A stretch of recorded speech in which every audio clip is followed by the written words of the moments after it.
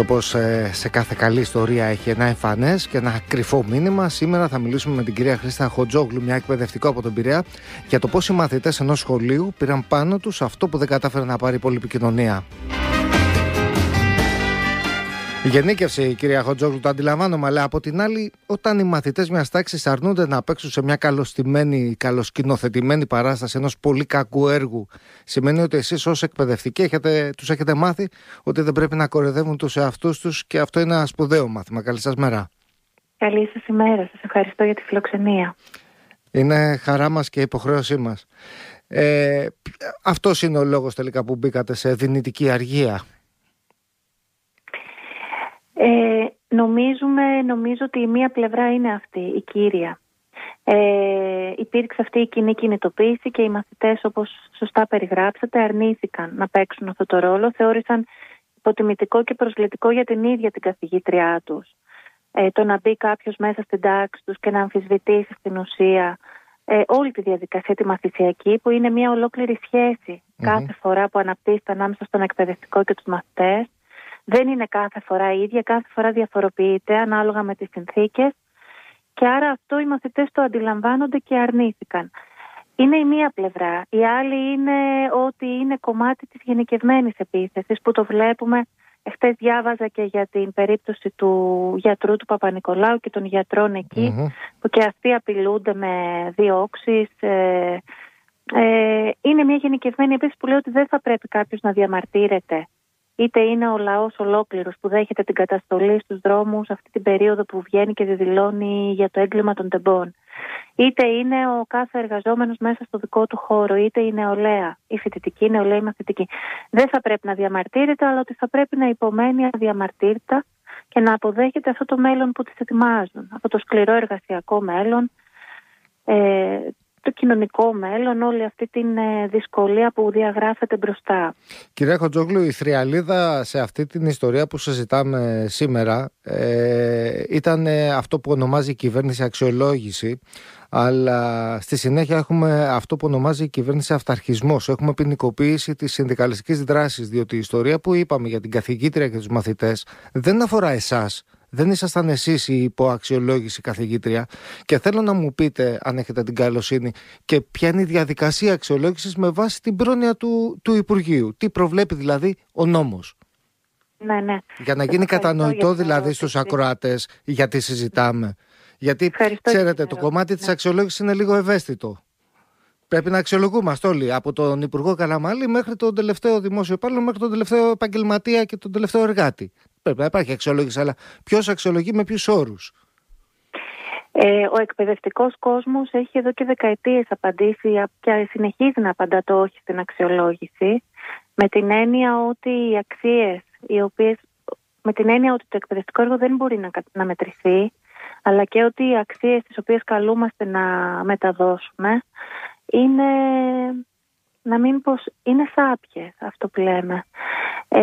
Ειδικά αυτή την περίοδο που αν δει κάποιος το χάρτη και μπει να διαβάσει μια εφημερίδα στα πρωτοσέλιδά της, αιματοκυλίεται όλος ο πλανήτης, είναι αδύνατον οι εκπαιδευτικοί να αξιολογούνται με βάση κάποιες συγκεκριμένες αξίες, και όχι μόνο οι εκπαιδευτικοί, γιατί και οι γιατροί στα νοσοκομεία έχουν να περιποιούνται έχουν διπλάσιο φόρτο με ασθενείς στα ράτζα, και όλος ο εργαζόμενος κόσμος, σε έναν κόσμο που η μέγιστη του αξία είναι το κέρδος.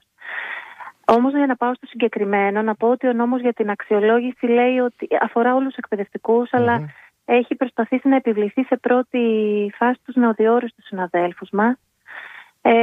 Υπό την απειλή δηλαδή οι νεοδιόριστοι συνάδελφοι ότι αν δεν δεχτούν τον αξιολογητή μέσα στην τάξη τους, να παρακολουθήσει ένα μάθημά τους για να τους δώσει την έγκριση να συνεχίσει η μονιμοποίησή τους. Αυτό είναι κάτι που το συνδικαλιστικό κίνημα επιχείρησε να το απαντήσει εν μέρη με την απεργία αποχή που υπάρχει και σε όλο το δημόσιο. 17 φορές, αν δεν κάνω λάθος το νούμερο, έχει η κυβέρνηση βγάλει παράνομη την απεργία αποχή, αλλά είναι πάνω από 3.000 συνάδελφοί μας πρωτοβάθμια και δευτεροβάθμια που επιμένουν να συμμετέχουν, να αξιοποιούν αυτό το εργαλείο της απεργίας αποχής. Το δικό μου και οι υπόλοιποι συνάδελφοι βέβαια που δεν μπαίνουν σε αυτό και προχωρούν και αποδέχονται τον αξιολογητή, εμείς δεν μπορούμε να πούμε ότι είναι γιατί το θέλουν, αλλά είναι γιατί κάτω από αυτό τον εκβιασμό της κυβέρνησης, Ότι παρόλο που έχεις κάνει τόσα βήματα στη ζωή σου, έχεις υποστεί όλη αυτή την ταλαιπωρία, είναι άνθρωποι με πάρα πολλά χρόνια προϋπηρεσίας, με πάρα πολλά τυπικά προσόντα, χωρίς να λέω ότι αν κάποιος είχε μόνο το πτυχίο του, θα έπρεπε να το υποστεί αυτή την αμφισβήτηση. Για να κλείσουμε το πρώτο σκέλος της ερώτησης, νιώθω την ανάγκη να το υπογραμμίσω. Μας λέτε λοιπόν ότι έρχεται ένας κύριος, ή μια κύρια δεν έχει σημασία, μέσα στην αίθουσα την ώρα του μαθήματος, με την κυλίτσα του και με μια τρίχρωμη κορδέλα σαν την ταινία που έχουμε στο μυαλό μας με από τον Ιταλικό κινηματογράφο και εκείνο το ιδιαίτερο μουστακάκι, για να ελέγξει αν ο οποιοσδήποτε εκπαιδευτικός κάνει σωστά τη δουλειά του και πώς το κρίνει από την παράδοση ενός μαθήματος και από το αν οι μαθητές θα απαντήσουν σωστά μια ερώτηση η οποία πιθανόν λέω, και να είναι προαποφασισμένη και προσυμφωνημένη μεταξύ των μαθητών και των δασκάλων. Αυτό θεωρεί η κυβέρνηση αξιολόγηση. Μοιάζει με εκείνον τον επιθεωρητή που είχαμε κι εμείς, που έμπαινε στη τάξη μας. Μοιάζει με αυτό. Για τους συναδέλφους είναι αυτή η διαδικασία και είναι αυτό που αντιλήφθηκαν οι μαθητές και το αρνήθηκαν, και με την αποχή τους στην ουσία υποχρεώθηκαν οι υπεύθυνοι εκεί να ακυρώσουν, να ματαιώσουν τη διαδικασία αυτή της αξιολόγησης. Βέβαια για τους εκπαιδευτικούς δεν είναι μόνο αυτό, είναι στη συνέχεια και ο καθημερινός έλεγχος από τον εκάστοτε διευθυντή-διευθύντρια που θα αξιολογεί ένα πλήθος πραγμάτων, τα οποία όμως επαναλαμβάνω ότι οι σχολικές μονάδες δέχονται όλη την τα κοινωνικά διέξοδα που παράγονται από τις πολιτικές που εφαρμόζονται και είναι τώρα υποχρεωμένοι να τα διαχειριστούν μέσα στην τάξη, και για κάθε τι που συμβαίνει τους εγκαλεί και θα τους εγκαλεί και με το βούρδουλα, με το φόβο της αξιολόγησης το κάθε Υπουργείο θα τους εγκαλεί, γιατί δεν επέλυσαν προβλήματα τα οποία έρχονται μέσα στο σχολείο προφανώς και δεν γεννιούνται μέσα στη σχολική μονάδα. Καλά, εδώ δεν είναι πολλά τα διέξοδα του κόσμου. Ναι. Εδώ δεν μπορούν να επιληθούν τα προβλήματα των ίδιων των σχολικών μονάδων. Αν κάνουμε αξιολόγηση στο σχολείο που πάει ο γιος μου σε ένα λύκειο του Κορυδαλίου, οι μισοί καθηγητές θα βρεθούν ελληματικοί, διότι δεν μπορούν να μαζέψουν τους μαθητές, διότι το σχολείο δεν διαθέτει κουδούνι. Δηλαδή, θέλω να πω ότι υπάρχουν τέτοιες αδυναμίες, οι οποίες ξεφεύγει λίγο η ιστορία από τη διάθεση κάποιου να αξιολογήσει κάτι. Ναι, και αυτό είναι κάτι εύκολο, γιατί αυτά που προκαλεί το ίδιο το Υπουργείο είναι ότι πριν από 2 εβδομάδες έκλεισαν τμήματα στην τεχνική εκπαίδευση και βρέθηκαν μαθητές να είναι πια σε πιο πολυπληθή τμήματα, συνάδελφοι να μετακινούνται. Δηλαδή κάνει και τέτοιες κινήσεις με τα ονάσια, πώς μέσα στη χρονιά έκλεισε τα σχολεία και λέει ότι θα μετατραπούν σε ονάσια και οι μαθητές θα πρέπει να πάνε να βρουν αλλού, να συμπτυχθούν και να στιβαχτούν με άλλους μαθητές. Μάλιστα. Δημιουργεί από μόνη της προβλήματα. Τώρα για πέστε μου, εσείς περάσατε πειθαρχικό λοιπόν εξαιτίας της άρνησης των μαθητών, διότι θεωρήθηκε ότι εσείς υποκινήσατε το Αντάρτικο, έτσι?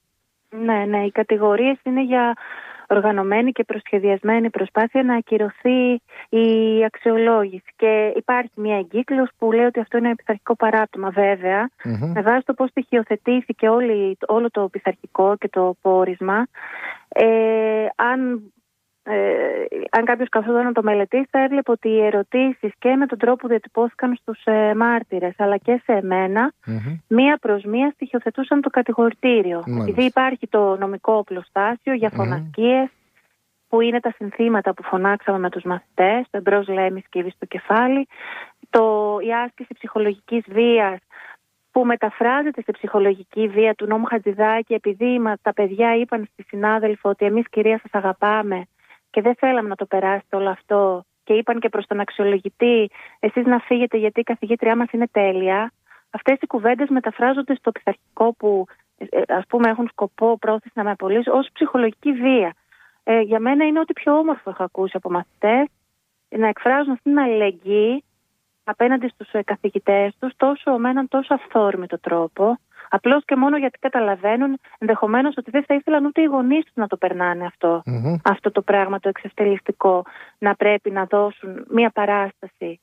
Χωρίς να λέω, θα ήθελα να είμαι ξεκάθαρη σε αυτό, ότι μπορεί η εκπαιδευτική μαθησιακή διαδικασία να μετρηθεί.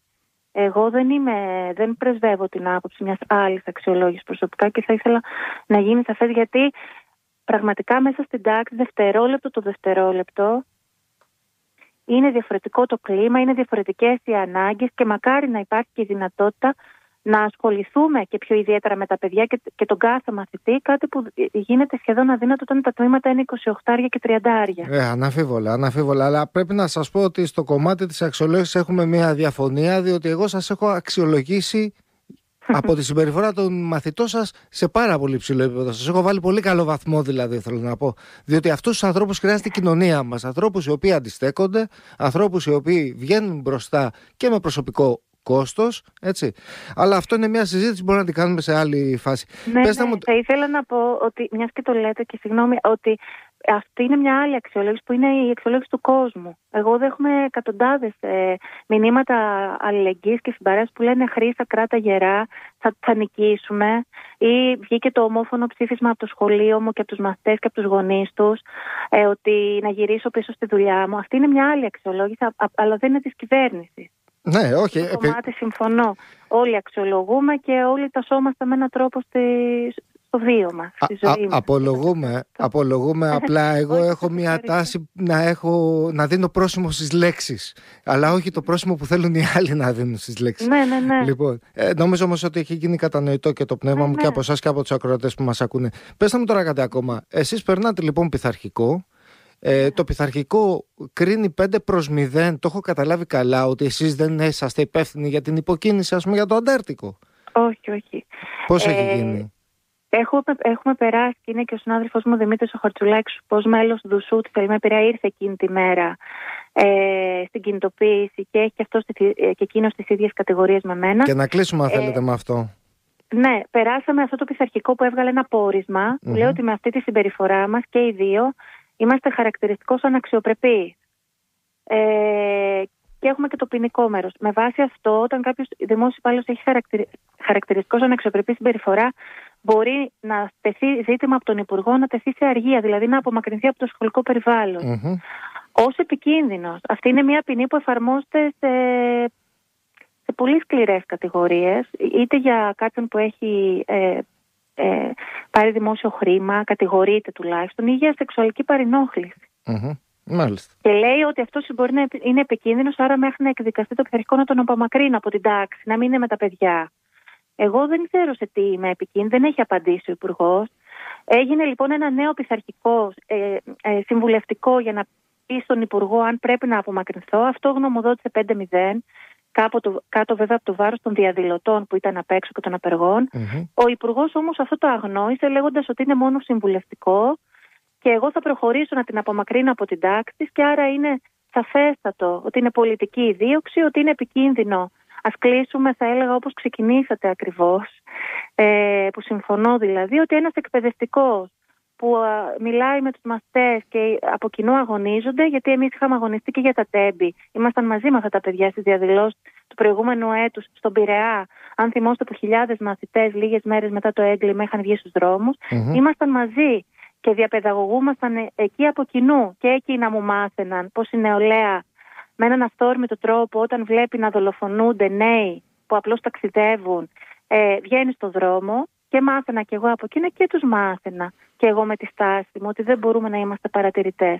Αυτό έρχεται τώρα να πει η κυβέρνηση, ότι τέτοιοι άνθρωποι, δεν είμαι η μοναδική, μας έτυχε τώρα σε εμάς το λαχείο αυτό, που ελπίζω να αφήσει μόνο ένα θετικό αποτύπωμα και στους μαθητές μου και στην κοινωνία. Ένα θετικό αποτύπωμα ενώ νίκη. Να γυρίσουμε πίσω με το κεφάλι ψηλά, ότι να μην περάσει αυτή η τρομοκρατία. Κυρία Χατζόγλου, σας ευχαριστούμε πάρα πολύ. Θυμάμαι από την κουβέντα μας όσο την κάνουμε το ποίημα του Whitman, το «Ο Captain, My Captain», από εκείνη τη σπουδαία ταινία του κύκλου των χαμένων ποιητών.